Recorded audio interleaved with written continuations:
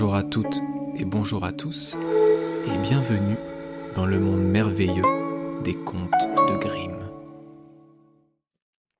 Les deux frères. Il y avait une fois deux frères, dont l'un était riche et l'autre pauvre. Le riche était orfèvre, et il avait un mauvais cœur. Le pauvre gagnait sa misérable vie à nouer des balais. Il était bon et honnête. Il avait deux enfants. C'étaient deux jumeaux qui se ressemblaient comme deux gouttes d'eau. Ces deux enfants avaient coutume de parcourir en tous sens la maison du riche, où on les nourrissait quelquefois avec les restes. Il arriva que le frère pauvre, allant un jour dans la forêt pour y chercher du bouleau, aperçut un oiseau dont le plumage était entièrement couleur d'or, et si beau qu'il n'en avait jamais vu de pareil.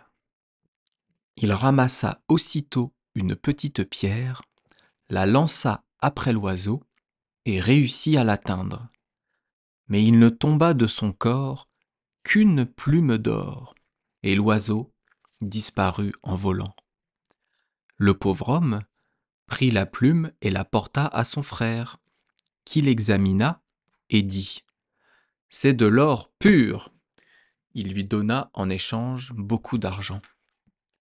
Le lendemain, le pauvre homme monta en haut du bouleau et il allait en couper quelques rameaux lorsque le même oiseau sortit des feuilles.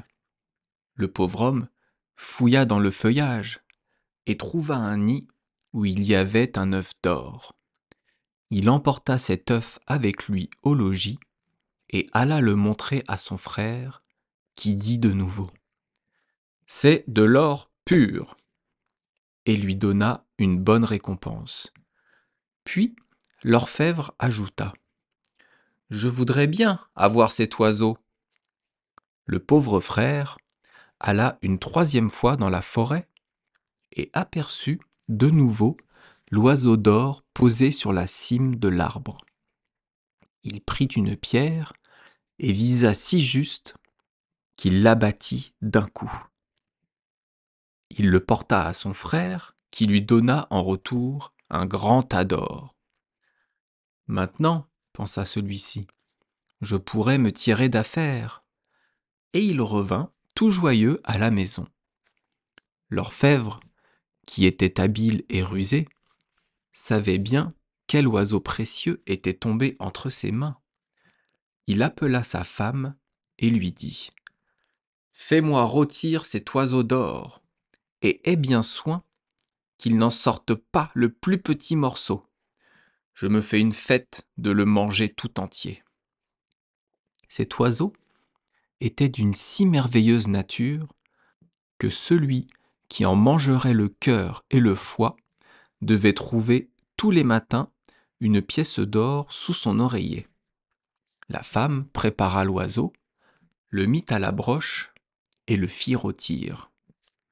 Il advint que, tandis qu'il était devant le feu et que la femme s'occupait à d'autres ouvrages dans la cuisine, les deux enfants du pauvre faiseur de balais entrèrent, se placèrent en face de la broche et la tournèrent 2 fois ou 3 fois.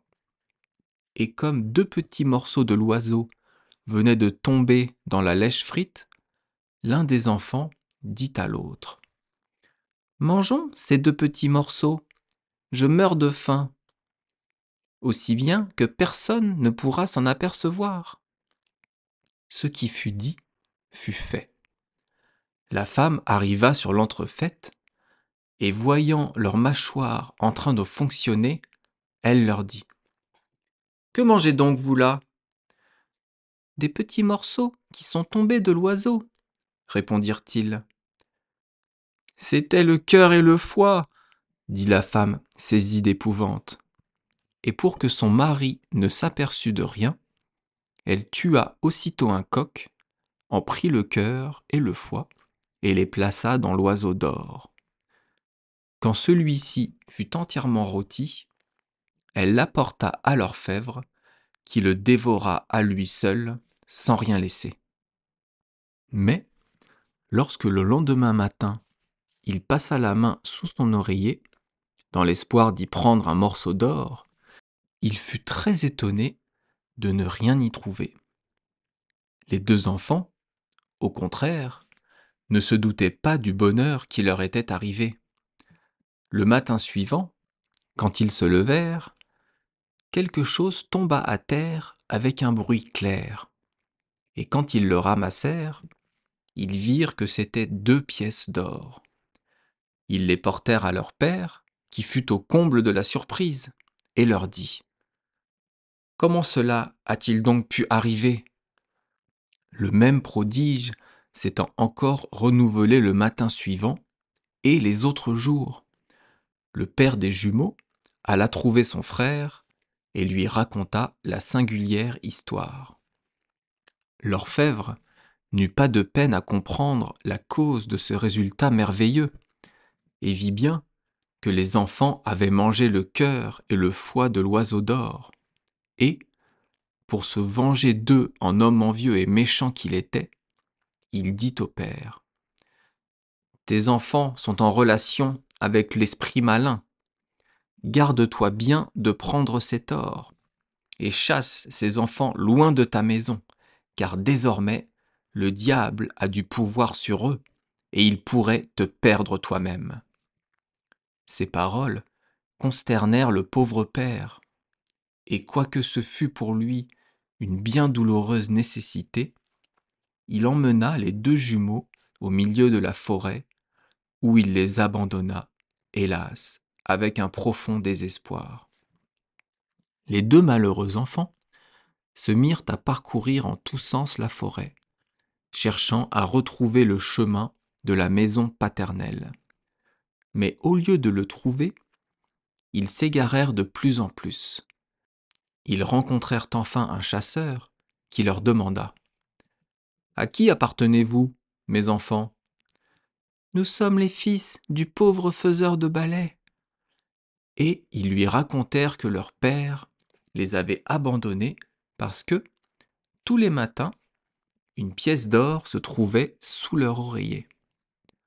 Le chasseur était un brave homme, et comme ses enfants lui plurent, et qu'il n'en avait pas lui-même, il les emmena chez lui et leur dit : « Je veux vous servir de père et avoir soin de vous jusqu'à ce que vous soyez devenus grands. » Ils apprirent auprès de lui l'art de la chasse, et le brave homme mit en réserve les pièces d'or qui se trouvaient chaque matin sous la tête des jumeaux pour les leur rendre plus tard lorsqu'ils en auraient besoin.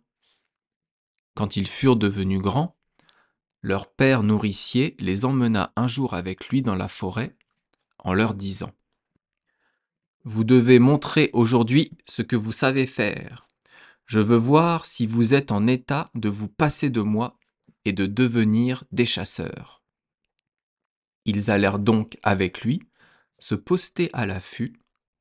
Là, ils attendirent longtemps, et le gibier ne se montra pas. À la fin, pourtant, le chasseur, levant les yeux, aperçut une troupe d'oies sauvages qui, dans leur vol, décrivaient un triangle, et il dit à l'un des jeunes gens : « Dirige ton coup sur une des oies de ce côté-ci. » Le jeune homme obéit et tira juste. Bientôt après apparut une seconde troupe d'oies qui avaient dans leur vol la forme du chiffre 3. Et le chasseur dit encore à son second élève de viser une des oies de tel côté, ce que fit ce dernier avec autant de succès que son frère. Sur quoi, le père nourricier leur dit : « Vous pouvez maintenant vous passer de moi, vous êtes des chasseurs confirmés. » Là-dessus, les 2 frères s'enfoncèrent ensemble dans la forêt, se concertèrent et formèrent un projet. Et le soir, lorsqu'ils prirent place au souper, ils dirent à leur père nourricier: « Nous ne mangeons pas une miette que vous ne nous ayez accordé une grâce. » « Pardon ? Quelle est cette grâce ? » leur dit-il. Ils répondirent: « Maintenant que nous connaissons à fond notre métier, il serait bon que nous parcourussions un peu le monde. Trouvez donc bien que nous prenions congé de vous pour voyager. » Le chasseur reprit avec joie: « Vous parlez comme de braves chasseurs. Ce que vous me demandez, je le désirais déjà. Partez, il vous arrivera bonheur. » Cela dit, ils soupèrent joyeusement. Quand le jour fixé pour le départ fut arrivé, le père nourricier leur donna à chacun un fusil et un chien, en leur permettant de prendre sur leurs épargnes autant de pièces d'or qu'ils voulurent.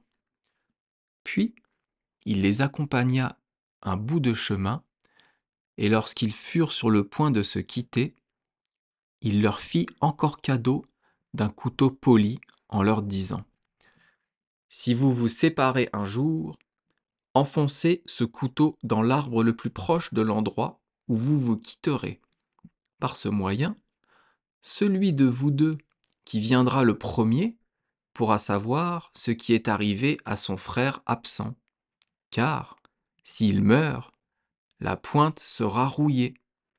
Tant qu'il vivra, au contraire, elle demeurera polie. » Les deux frères partirent et arrivèrent bientôt dans une forêt si profonde qu'il était impossible de la traverser en un jour. La suite au prochain épisode.